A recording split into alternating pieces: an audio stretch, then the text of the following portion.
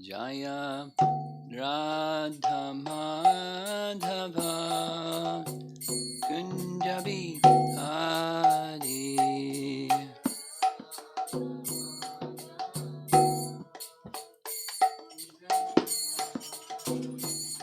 Jaya Radha Madhava Kunjabi Hari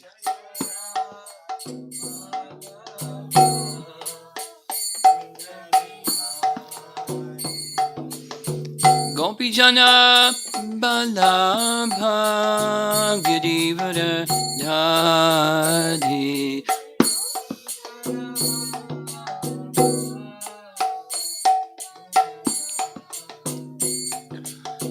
Gopi Jana Balabha Girivara Dhari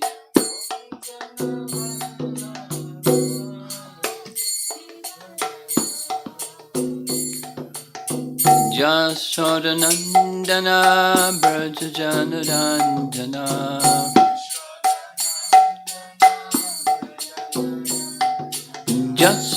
Jasodanandana Brajajanarandana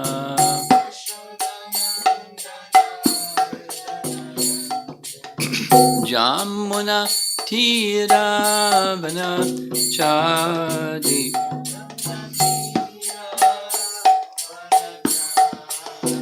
Jamuna Tiravana Chadi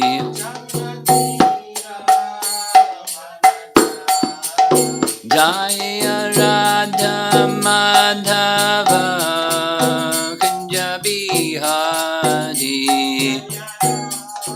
Madhava Kunjabi Jaya Radha Madhava Kunjabi Hari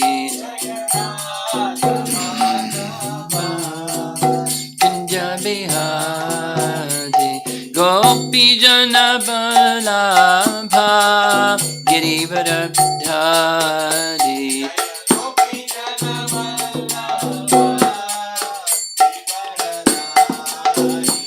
Gopi Jana Balabha Girivara Dhari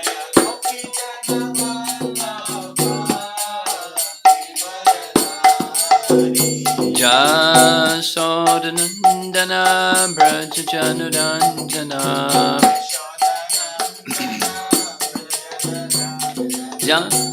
Jasodanandana Brajajanarandana Jamuna Tiravana Chadi Jamuna Tiravana Chadi Jaya Radha Madhava Kunjabi Hari Kunjabi Jaya Radha Madhava Kunjabi Hari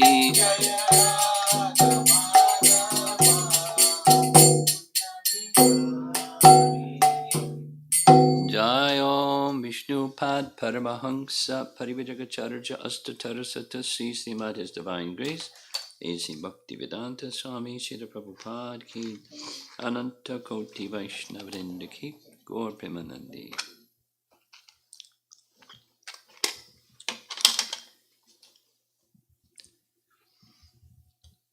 Om Namo Bhagavate Vasudevaya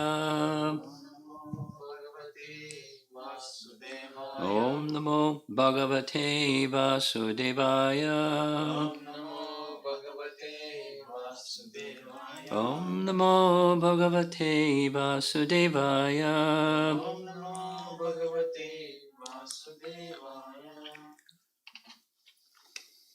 We're continuing Canto 10, Chapter 26, and just a little review.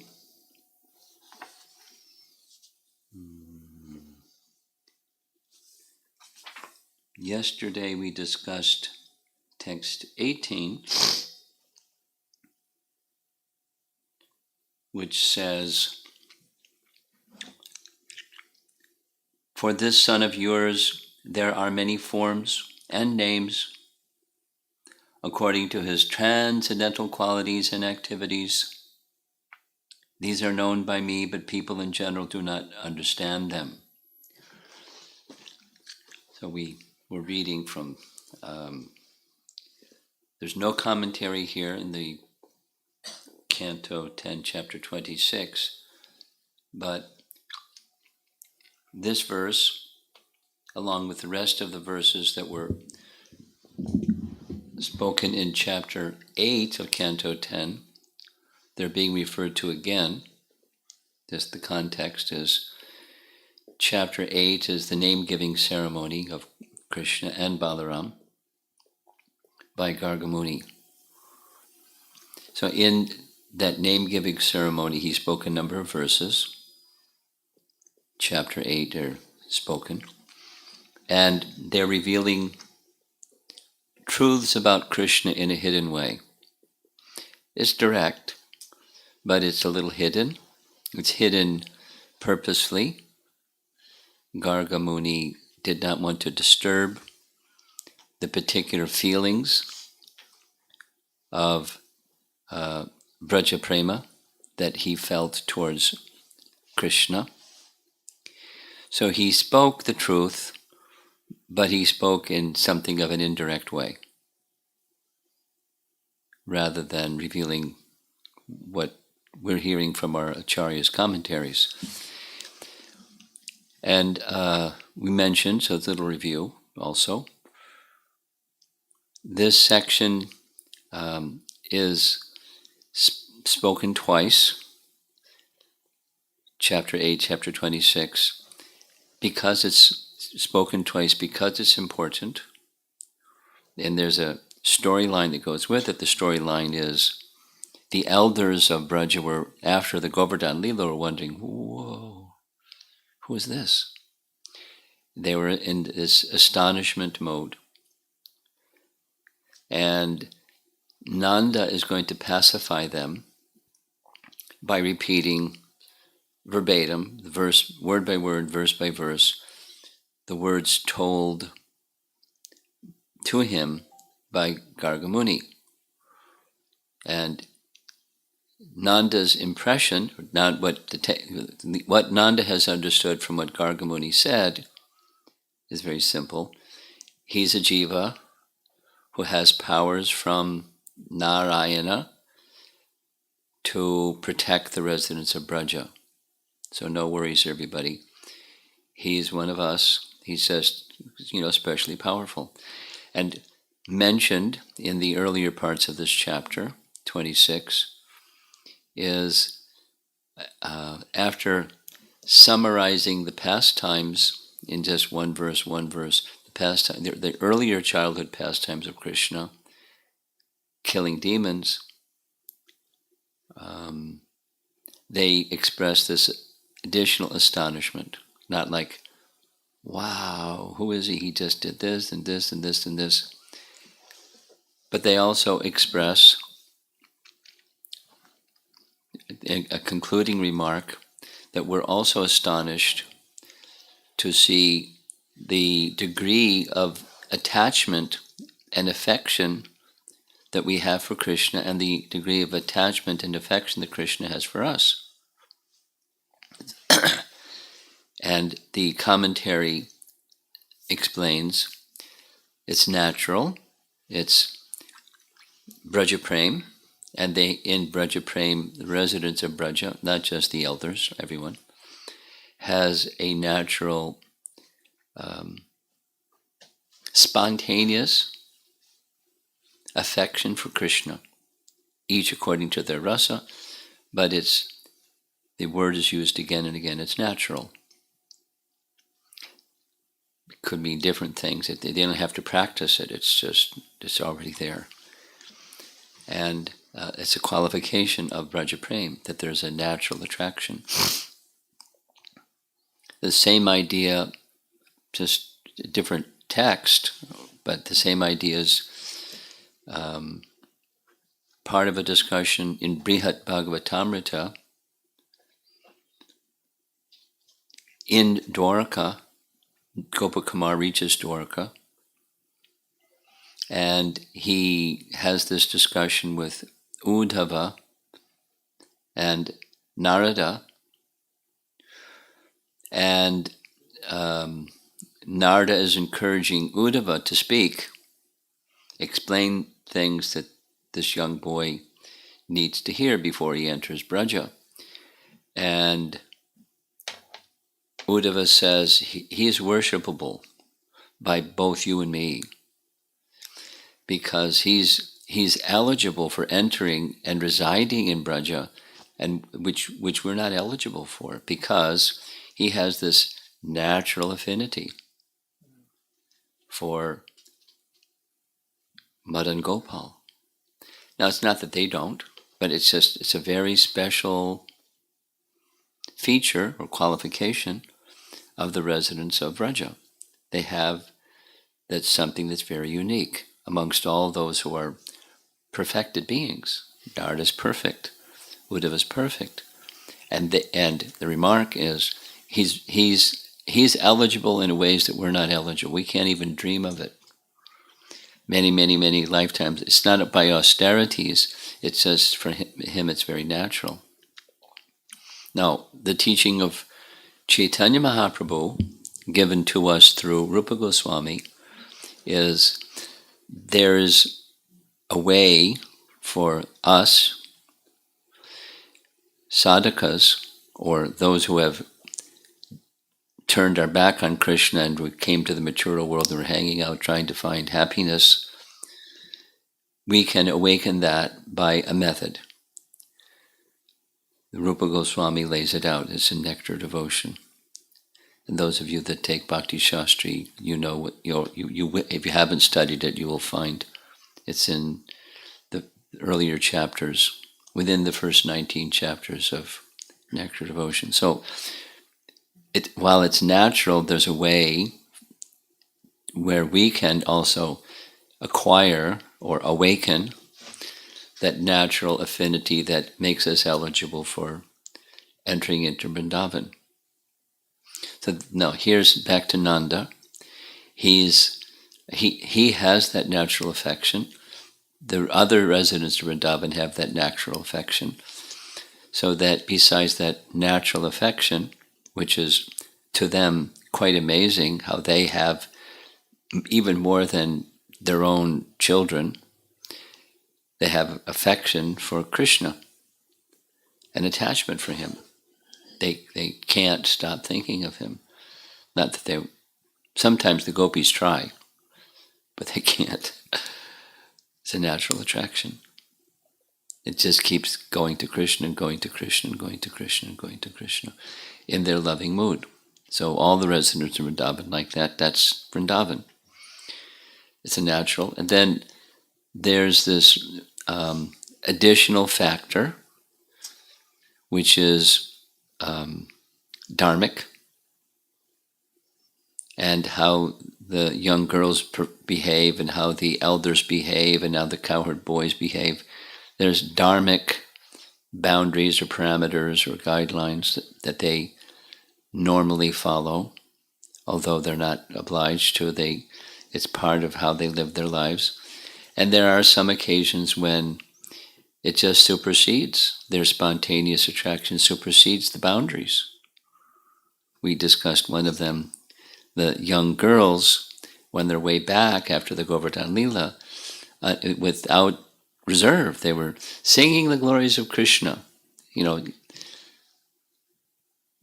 how charming is Krishna. So young girls that are from a village, they know what proper conduct is, and at least during Kali Yuga is a different story, but during this period of time, they would carry themselves accordingly. So simultaneously, this natural attraction, according to rasa, and within the boundaries of dharma, of what's appropriate given their situation.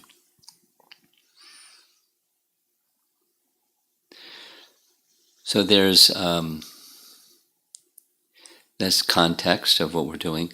I didn't complete. I want to read more from the commentaries on this text 18 of chapter 26, which is, I'll read it again.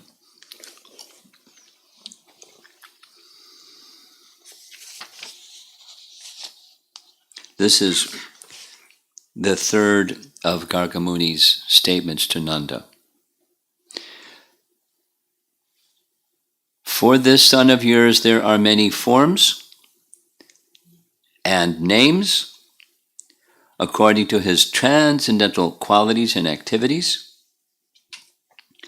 These are known to me, but people in general do not understand them. So there's three more commentaries. They're very delightful. One of them is from Gopal Champu by Jiva Goswami. And a little rah-rah about Jiva Goswami. He not only wrote Gopal Champu, but he wrote a book explaining how to write a champu, because it's a particular literary form and it has boundaries. And so he was a pioneer. It was like, it's a classic, but it had been forgotten, and so he's like using it because that's how he was. He would use that which is already given and then fill it up with Krishna. Like Sanskrit grammar. So he wrote another book about Sanskrit grammar with names of Krishna for each of the recitation messages the children learn when they learn Sanskrit grammar. Now, Chaitanya Mahaprabhu devised it, but Jiva Goswami wrote it down. So, Gopal Champu was one such genre or type, like a Sandarbha is a type, and he just followed the blueprint, the protocol for what Sandarbha has, these rules and form and procedures. And so he wrote. And in Gopal Champu, I mentioned this before, mainly it's just a recitation of Krishna's pastimes. Rupa Goswami did the same thing, but he did it in the form of a drama. Krishna's pastimes in Braja, Krishna's pastimes outside of Braja. Vidagdha Madhava Lita Madhava. A drama. But it's recitation of Krishna's pastimes and recitation. So it happens again and again, like mentioned already in Ramayana. How many times within Ramayana is there retelling of Ramayana? So many times. And sometimes it's just like a little boop. So that happened in this chapter already, chapter 26. The resident of Vrindavan speaking to Nanda gave a little recitation. So now Gopal Champu was such a book, but it's a little more than just mentioning. It's going a little more deeply. So here's a section from Gopal Champu entitled Krishna's Birth. So that's one of his pastimes. And the person speaking in this particular section is Lord Brahma. Lord Brahma said, "My mind becomes bewildered, just trying to think of what reward other than you could be found anywhere. You are the embodiment of all benedictions which you bestow upon these residents of the cowherd community of Vrindavan. You have already arranged to give yourself to Putana and her family members." Baka and Agasura, they were her brothers. "In exchange for her disguising herself as a devotee. So what is left for you to give to these devotees of Vrindavan, whose homes, wealth, friends dear relations, bodies, children, and very lives and hearts are all dedicated only to you. Now that's a translation of a verse from chapter 14, which we didn't get to yet, from the evening discussion, Brahma's prayers. Continuing with Gopal Champu, Narayana also stated the same previously in verse 64. So it's verse 64 of Gopal Champu, this chapter. Garga has said, from this section, chapter 8, the concluding statement that Garga Muni made to Nanda Maharaj is being quoted. In conclusion, therefore, O Nanda Maharaj, this child of yours is as good as Narayana in his transcendental qualities, opulence, name, fame, and influence. He is exactly like Narayana. You should all raise this child very carefully and cautiously. Gopal Champu continues, according to this, we will infer as follows. Yogamaya of the Lord, worshipped by Nanda, who had no other interest than Krishna, is revealed in the scriptures. She is the Lord's Swarup Shakti, having the ability to do the impossible. The Lord gave Yogamaya, and she arranged Krishna as your son. Though she does not pay attention when Krishna in Braja is agitated by his devotees' affection, Krishna has her invisibly assist in the pastimes at all times, acting favorably to him. As Yogamaya cooperates with Krishna, so Maya in the material world cooperates with Krishna. O Nanda, though Krishna has attained cooperative Yogamaya for his pastimes, you should protect Krishna, to whom your worshipable Narayana has given power. By all your powers, that is what Garga has clearly said. Now it's the verse that from text 18 from chapter 26, same as chapter 8 of Canto 10. For this son of yours there are many forms and names according to his transcendental qualities and activities. These are known to me, but people in general do not understand them. Paragraph. He has many forms because, becoming absorbed in the various moods of worship of his devotees, Krishna, always existing, takes forms according to the desire of his devotee, and appears and disappears, one or many times, close or distant from them. The four-armed form which appeared internally to Vasudeva and Devaki later appeared externally. The cause of the fruit can be inferred from the fruit. Following this logic, Krishna appeared always in a two-armed form to Nanda and Yashoda, receiving truths about Krishna in a very interesting way. Could you sit a little separate from him, please? Thanks. Here's two more references. Vishwanath Chakravarti Thakur. We're familiar with Nectar Devotion, because Prabhupada translated it.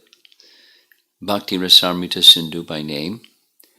And it has so many chapters and covers so many topics.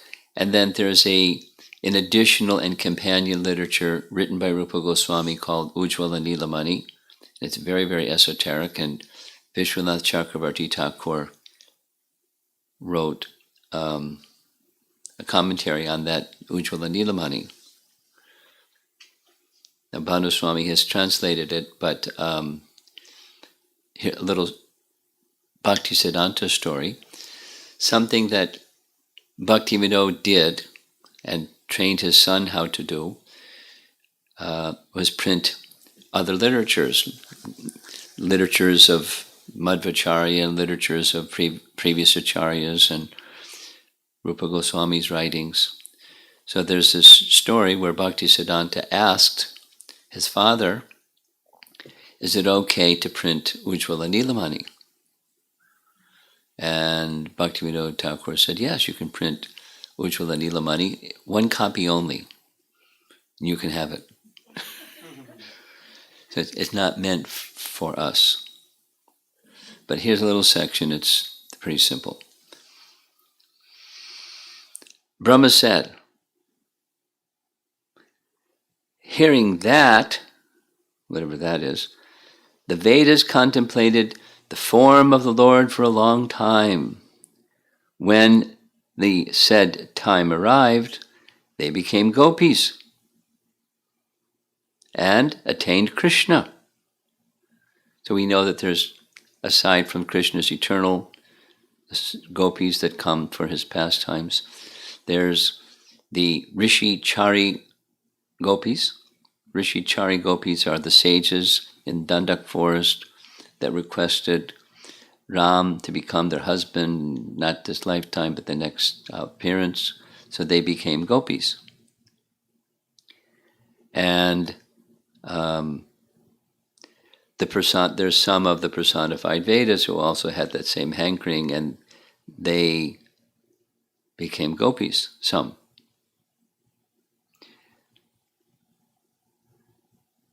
So commentary continues. Vittalanath explains the verses as follows. The Vedas requested, quote, show us your form beyond words and mind, beyond the gunas ascertained in the Vedanta. The Lord then showed Gokula and his form situated there as he performed pastimes. If it is approved by the Vedas, it is actually happening. If this is so, the eternal nature of the pastimes is proven. This is also defined by omniscient Gargacharya at the name-giving ceremony described in Canto 10, and refers to this verse. For this son of yours, there are many forms and names according to his transcendental qualities and activities. These are known to me, but people in general do not understand them. The statement is, your son has many names and forms. The present tense is used. That means they continue to exist. Similarly, his qualities like generosity and activities like subduing Kaliya and suitable forms exist eternally. Anurupa refers to a form suitable for a particular pastime. For instance, in lifting Govardhan, he has a standing form with raised arm while saving the inhabitants and pleasing them. If the actions and forms which produce the actions are continually present, then the names of Krishna suitable for the particular pastimes are also continually present. Otherwise, when the action has been completed, the related name would disappear. Paragraph. Lord Vittalanath explains as follows. The names of the Lord are eternal sound forms of Brahman. Just as one may perceive the Lord's body to be material because of faulty perception, so one may perceive his names to be material, sound, because of faulty perception. Thus all the names attached to the Lord's form should be considered eternal. Paragraph. Question. How can names which appear only after manifestation of qualities and actions be Brahman, since those names become bound by material time? Unquote. The corresponding names just manifest along with the manifestation of the actions of the Lord's Swarup, since they are eternal. The names are not created after an activity. Krishna was bathed by Surabhi after lifting Govardhan and receiving the name Govinda. But long before this, if the names are not eternal, how could the women of Vraja, placing syllables on Krishna's body after he drank the milk of Putana, say, Kridantam Patu Govindaha? May Govinda protect you while you play. They also later said, Govindam Venum Anu Mata Mayura Nrityam, means the peacocks dance madly after hearing Govinda's flute. Thus the name, corresponding to the form, doing the activity, has an eternal nature, describing the activity. These will gradually manifest in the world in order that the devotees experience rasa from them. Some portions, however, may sometimes remain covered. Paragraph. Thus the Lord eternally lifts Govardhan. The form of Krishna lifting Govardhan always exists, along with the name Govardhan Dhara, and the action of lifting Govardhan. Even today, the devotees can realize this. There is also worship and meditation on deity forms. One commits offense by thinking of the names, forms, and activities to be non-eternal. And such offensive worship will not cause joy, for it is said, Yo nyata satam armanam. He who thinks body is the self, or the Lord is material, is the worst sinner. Mahabharata. By being without offense, the worship will be pure. Thus, the names corresponding to the activity are eternal because the name and form are both necessary constituents of the Lord. One should not doubt that this statement is in any way merely figurative. So his commentary is continuing. In Bhagavad Samdarbha, Jiva Goswami has explained the following verse. That's Canto 8, Chapter 3. He has no birth or activities, no name or form, no qualities or faults, except birth and activities, as Brahma and Shiva at the time of creation and destruction, by his energies of Rajas and Tamas for creating and destroying the universe. Vithalanath explains as follows. The Lord has no birth or activities, but by his Swarup Shakti, Swamayaya, he accepts birth and activities. Then one may say, since he attains birth and activities, those are temporary events. In answer to this, the verse says the Lord continually, anukalam, attains them. This means he never gives up birth and activities, being manifested through the Swarup Shakti and being eternal are supportive of each other. Question. How can birth and pastimes be eternal? They are both actions. An action and each of its parts are defined in terms of beginning and end. Without that, the action's very form would disappear. Answer: there is no fault for the following reasons. Because the Lord always has an eternal form, that form is eternally manifest. Because of this, the Lord's pastimes with birth and activities are also eternal. Thus, the individuality and manifestation of associates in the pastimes and the places in unlimited Vaikunthas and unlimited universes are also equal. The beginning and completion of actions revealed by the Lord's form are located in one place.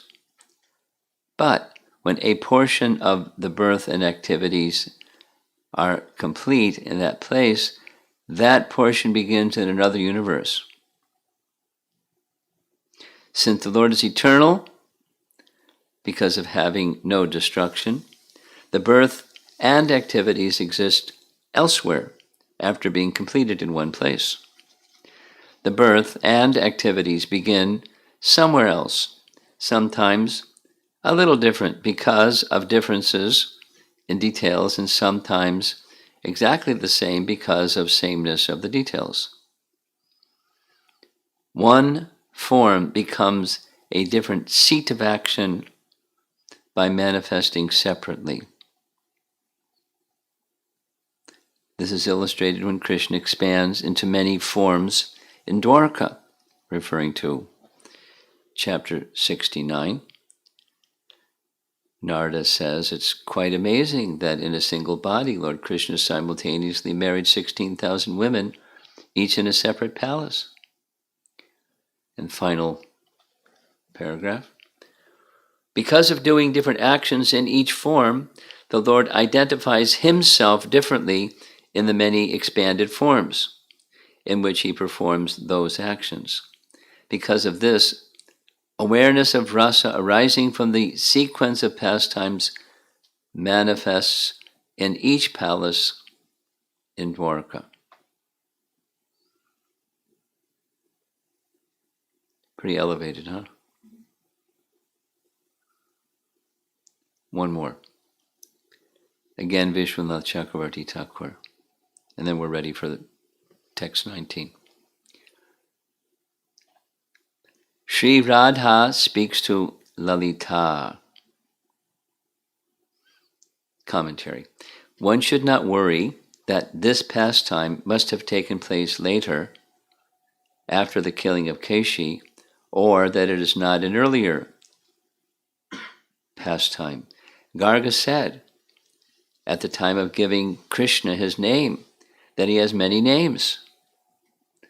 Bahuni Santi Namani. Those names are used to indicate Krishna in Braja. Thus the people of Braja use names like killer of Keshi, killer of Mura, killer of Kamsa, even before those events occurred.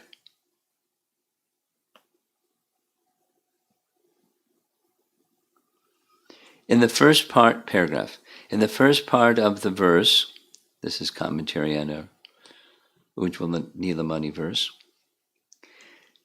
In the first part of the verse, there are strong qualities of the Mugdha,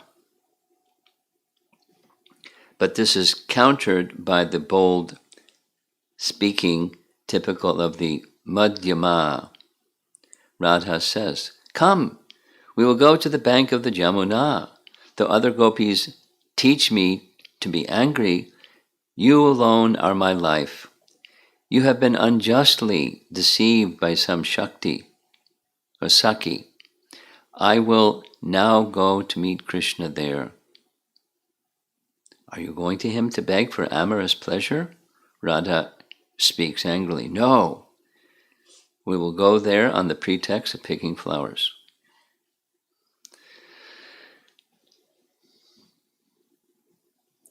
Okay, so now we're ready for the next text. Canto 10, chapter 26, text 19. has no purport in the BBT. The translation to 19 reads, to increase the transcendental bliss of the cowherd men of Gokula, this child will always act auspiciously for you, and by his grace only you will surpass all difficulties. No purport, but going back to Canto 10, Chapter 8, Text 16, Prabhupada gives the following purport. For the cowherd men and the cows, Krishna is the supreme friend. Therefore, he is worshipped by the prayer, Namo Brahmanya Devaya Go Brahman Hitaya Cha. His pastimes in Gokula, his dham, are always favorable to the brahmanas and the cows. His first business is to give all comfort to the cows and the brahmanas. In fact, comfort for the brahmanas is secondary, and comfort for the cows is his first concern. Because of his presence, all people would overcome all difficulties and always be situated in transcendental bliss. So we're going to read now our Acharya's commentary on 10.8.16. He will produce benefit, Vishwanath, and give joy for the cowherds and groups of cows. Gokulanandana can refer to Krishna's becoming the son, Nandana, of all the cowherds and cows by his expansion during the Brahma Vimohan Lila. Gopa can here be taken as a vocative address to Nanda Maharaj. O cowherd, very easily or happily by him you will cross over all obstacles. Whenever difficulties arise, your son, who is invested with the powers of Narayana, will deliver you. You should therefore take shelter of him. Jiva Goswami's short commentary. This child will give bliss to all the cowherds of Gokul, that is his nature, and by action will do what is most beneficial for the people of Vraja in this life and the next. Because of Krishna, you will easily cross over all disturbances from Kamsa and others. And finally, here's reference from Sanatan Goswami. This child will give bliss to all the cowherds, meaning the men, of Gokula. This is the nature of this avatar. O king, Garga speaks with all respect to Nanda, O protector of the earth is protected by you, and by action this child will do what is most beneficial for all the people of Vraja in this life and the next. For all devotees in general, he will act beneficially for all your people. He will give joy to all of Gokula, and by action he will do what is most beneficial for the people of Vraja in this life and the next.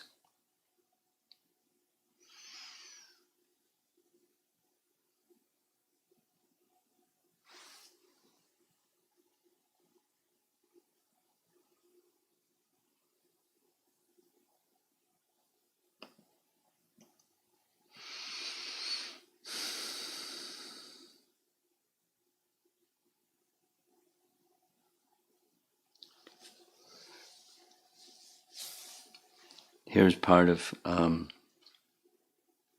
Jiva Goswami's commentary, or writings rather, in Krishna Sandarbha.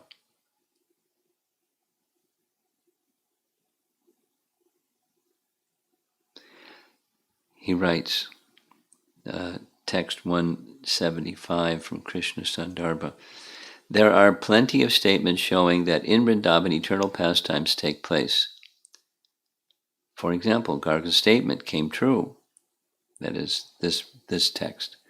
By his nature increasing the bliss of the cowherd men in Gokula, this child will always protect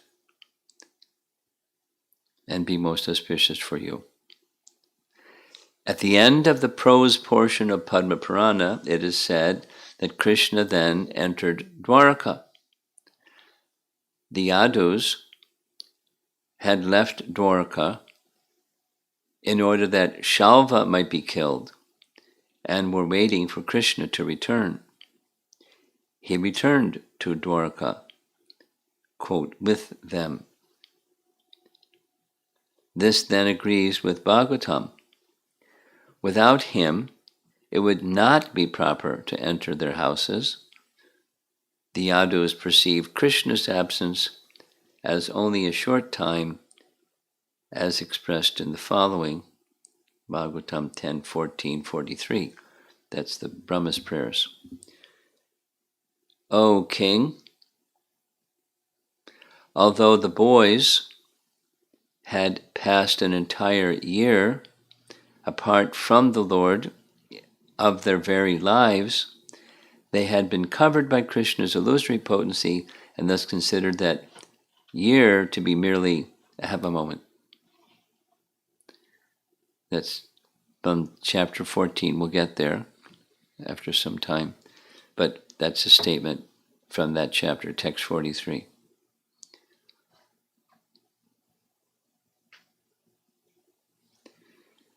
Now, I haven't read ahead because there's a lot. I'll read. Krishnadas Kaviraj has written in his Krishna Karnamrita, celebrated book, Krishna Karnamrita. We see on the path the youthful form of Murari, succulent with shining, extremely dark cheeks, with newer and newer beauty, who has firmly vowed to relieve all distress of those whose hearts have blossomed with faith. 5 verses now describe Radha's illusion of seeing the Lord suddenly, Spurati, and directly, Sakshat. Out of despondency she faints. The Sakis say, "Oh, friend, that compassionate fellow has not at all protected us from a host of misfortunes. Now he will come suddenly on some path and make us happy." Radha then looks everywhere on the path while glorifying him, as in the following Bhagavatam verse. This is now Gopi Gita section. "O greatest of personalities, you have repeatedly saved us from all kinds of dangers, from poisoned water, from the terrible man-eater Agha, from the great rains, from the wind demon, from the fiery thunderbolt of Indra, from the bull demon, and from the son of Mayadanava." She speaks to the Sakis with sudden vision of Krishna appearing here and there. The scene is depicted. "Oh, friends, we see the youthfulness as well as the beauty of that age of most beautiful Murari at various places on the path."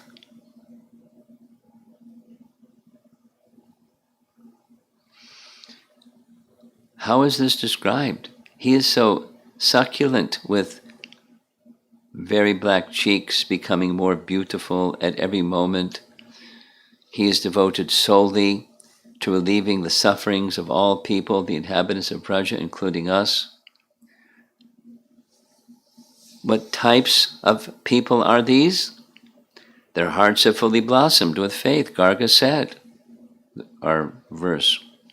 To increase the transcendental bliss of the cowherd men of Gokula, this child will always act auspiciously for you.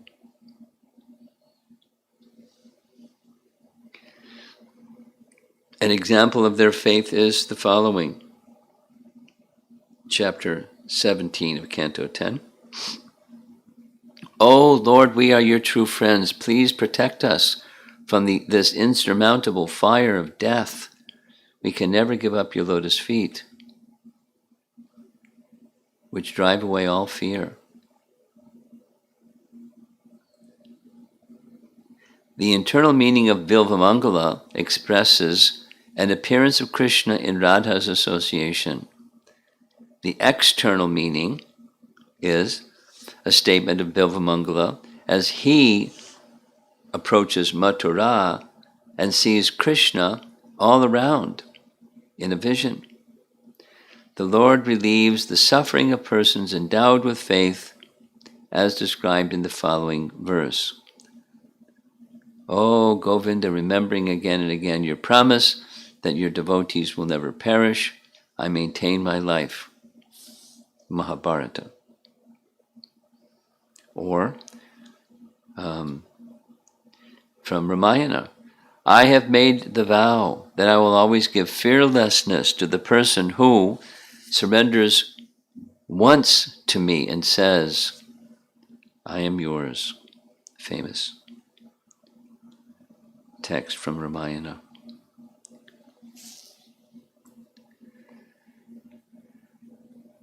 And there's many other references. I'm going to go forward. Text 20. It's already 11 minutes before the hour. I'll just read the translation and the commentary of our acharyas on the 8th chapter verse. O Nanda Maharaj, Garga said, as recorded in history, where there was an irregular, incapable government, Indra having been dethroned, and when honest people were being harassed and disturbed by thieves, this child appeared in order to curb the rogues and protect the people and enable them to flourish. From chapter 26, there's no commentary, but here's the commentary from 10.8.17.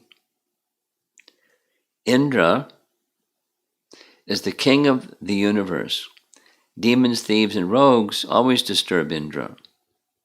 But when the enemies of Indra become prominent, Krishna appears. Krishnastu Bhagavan Swayam Indrari Vyakulam Lokam Mridayanti Yuge Yuge. Vishwanath's commentary on that chapter 8 verse, text 17.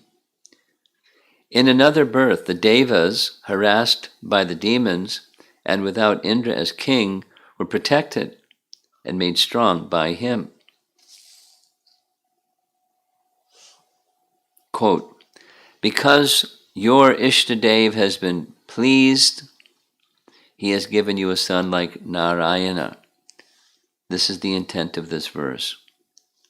Quote, it is prescribed that you should chant the names Mukunda, Madhusudana, and Narayana, but in all good things there are obstacles, so therefore at every moment protect your son carefully. This son who you protect will protect you from all disturbances, just like Narayana. Okay. Jiva Goswami. His past history in another birth is related. The Devatas were afflicted by the demons when Indra was dethroned. That's it. And Sanatan Goswami, also short. His past history in another birth is related in order to instill Nanda's faith in his words. Quote, in another birth actually refers to avatars, such as Prithu. O Lord of Braja, you should preserve the happiness in Braja from unlimited wicked people.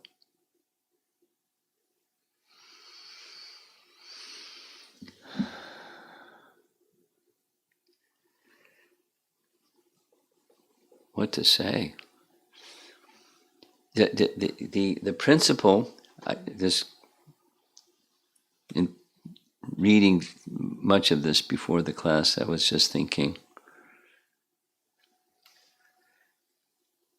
mentioned before, what do we understand about all of this? But we know, it's repeated in Scripture again and again and again, that hearing and chanting the name form qualities and pastimes of the Lord. This Bhagavad Dharma process cleanses and awakens our original Krishna consciousness. Now it's not what we're used to.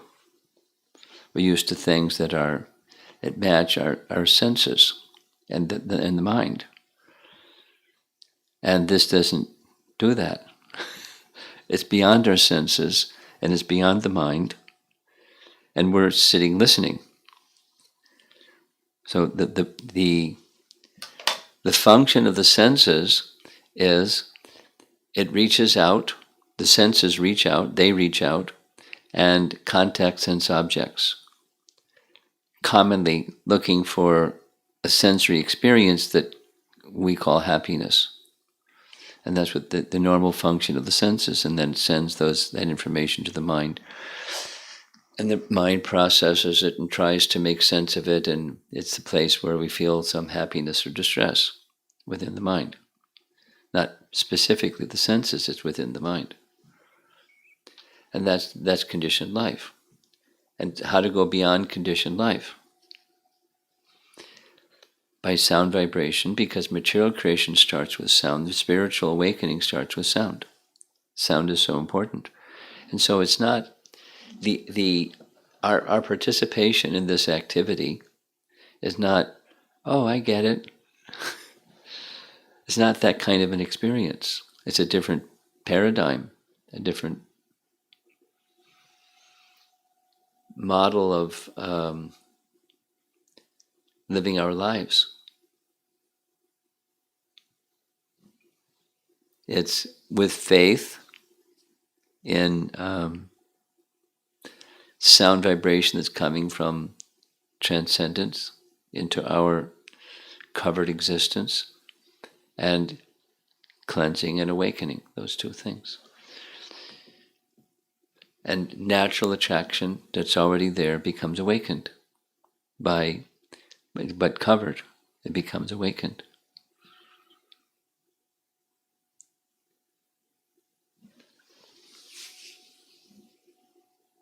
When Prabhupada came to America, his one of the essence teachings was, I'm not come to teach you something new, I've come to remind you of that which you have forgotten. And when he went back to India, it's, the real treasure of India is its spiritual culture, but you have forgotten. This Mahamantra and the Bhagavad Dharma process is to remind you of what you have forgotten. So that remembering or the reawakening can take a long time. The alarm is ringing and we don't even hear the alarm. We keep hitting the snooze button. So it's a gradual process, but we're continuing with it because we have faith, and it has an effect. And even with the effect, there's the unsteady, the rise and the fall of consciousness, the highs and the lows, or the hills and the valleys, like, life. But gradually the cleansing and the attraction grows. And then the inspiration to apply ourselves better with more absorption in the hearing process, the cleansing and the awakening of attraction process. And gradually. It's gradual because we're very covered. We're very attached to, we're not attached to suffering, but we're attached to trying to find enjoyment through the senses, contacting sense objects. It's, in simple language, it's called fruit of activity, because that's the activity that gets the fruits that we can try to become the enjoyer of. passion mode. It's very strong. Fruitive activity. And this is a different paradigm. That what's fruitive about what we're doing. We're investing time nonetheless. And it's quite charming, very attractive, the message. Certainly, quite inconceivable. But that's okay.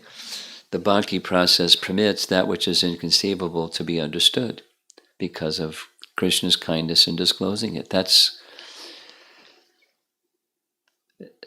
what we're doing. I mean, well, we just stay the course. We continue. Shravanam Kirtanam Vishnu Smaranam. That remembrance of Krishna awakens by that hearing and chanting process. So let's see if there's some discussion.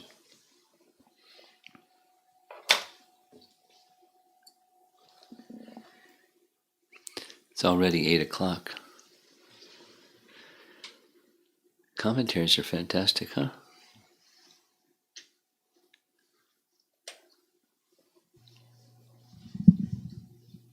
Hare Krishna Guru Maharaj. Just this thought came to me while you were reading this text 19 of 26, where Gargamuni is saying, because of as Krishna is with you, you can cross over all difficulties. He's going to protect you. It may not be very devotional thought, Guru Maharaj, kindly forgive me. I was feeling they didn't have all these difficulties before Krishna came to Gokul. All these demons and all these difficulties came after Krishna came into their life. How to understand? I have this thought because I have heard if we chant and do services attentively, we'll get more purification. So I'm like trying to connect and understand. Well,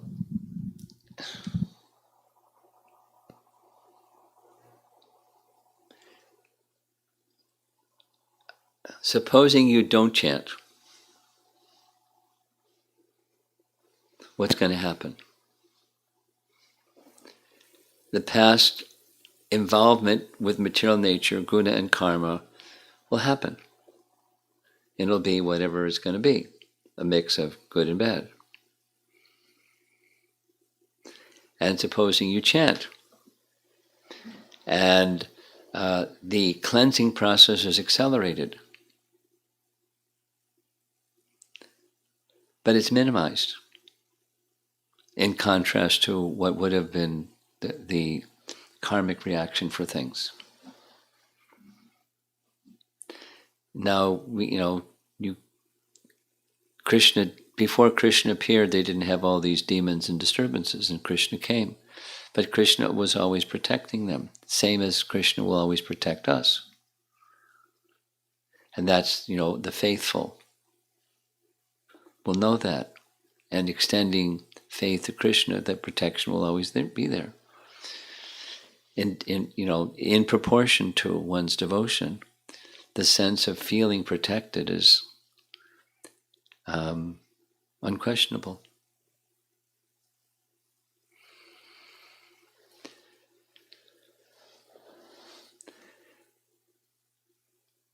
Supposing somebody got the bright idea, let me see what life is like without chanting and see how happy I am.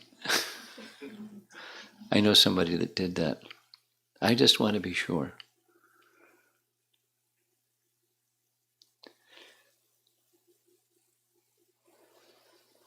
And purification may have some bumps, but life without purification is another experience of unwanted miseries, just material existence. It's an existence of unwanted miseries.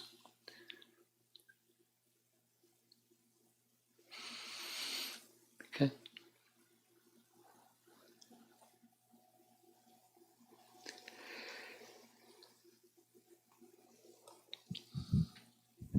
Radha Kunjabihari Prabhu's question. Is it okay to desire a particular form of Krishna in devotional service? If this form is different from the form of the deity being served at the temple, is it an offense? No. Yes to the first question and no to the second question. But it's a misunderstanding to think the form of the deity and the form of one's attraction are different entities. Go ahead. Vaishnav's question: what is the difference between Yoga Maya and Mahamaya? The difference between Yoga Maya and Mahamaya is the internal potency and external potency bewildering the jiva. The Yoga Maya potency bewilders Nanda Maharaj, so he can't see Krishna as the Supreme Personality of Godhead. That's Yoga Maya's influence. And you and I are influenced by Mahamaya, where we don't even know who we are. We're accepting who we aren't as who we are. That's Mahamaya. And objects out there, there are potential enjoyment opportunities. That's Mahamaya. Amara Mataji's question: are there any examples of sadhana siddha devotees with explanation of different stages from nama aparad to shuddha nama they went through and achieved perfection? I don't know of any. Perhaps Narada in his previous life, that's one example.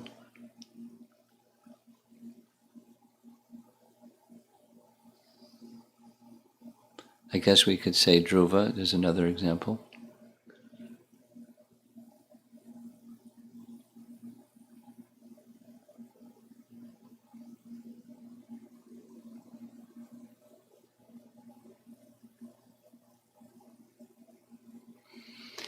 The associates of Chaitanya Mahaprabhu, each of them had their counterpart in Krishna's pastimes. But what comes to mind, for example, is Sarvabhauma Bhattacharya.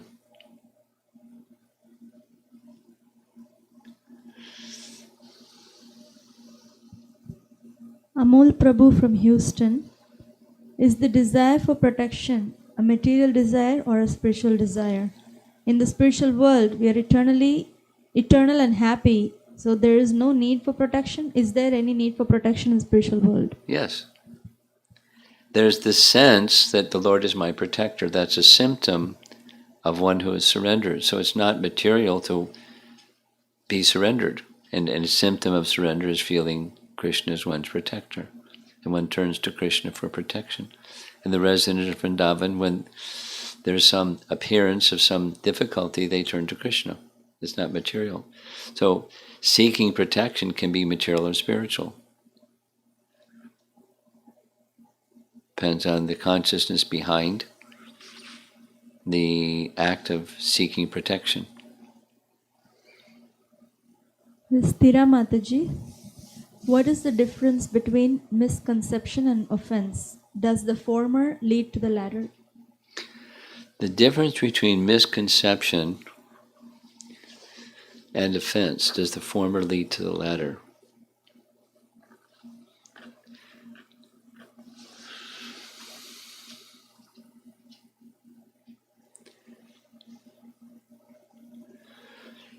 When Vishwanath Chakravarti Thakur describes the 10 offenses against the holy name, each one, you can go through the list and look carefully, each one is rooted in a misconception. That is, that which is spiritual is seen as that which is seen to be material. So it precedes offense, specifically to that which is spiritual. Like, let's just say other living entities, their real identity is their spiritual entities, their spirit, soul, not the body, and etc. And that misconception that they're the body, etc., leads to it's a precursor for making offense. Because if not, so it's there's one explanation. There's probably other explanations. in response to her question. This is Visalaksha Prabhu. Can you kindly elaborate and explain the natural attachment or affection of the jivas on Lord Krishna? What is the best and effective way to awaken naturally in this life itself? Well, I answered that question earlier. It's the process given by Jiva Goswami, which was given by Lord Chaitanya. It's a process that accompanies chanting, and there's hearing and chanting, and that hearing and chanting in the manner that Lord Chaitanya has given, through the line that particularly carries that natural attraction of Braja Prem, then that's how it's awakened. This is from Gopinath. Before Keshi and Bhakasura were killed, even before Keshi and Bhakasura were killed, the Vrajavasis referred to Krishna as a killer of these demons. How?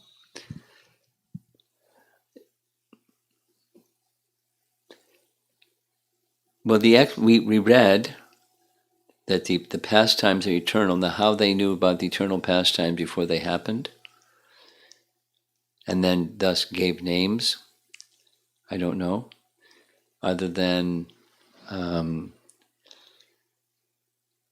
it's not that they're omniscient or they're super soul connected or something. They're just names by which they understood Krishna, but how did they have that understanding that Krishna would perform the pastime? I don't know. Just their names of Krishna.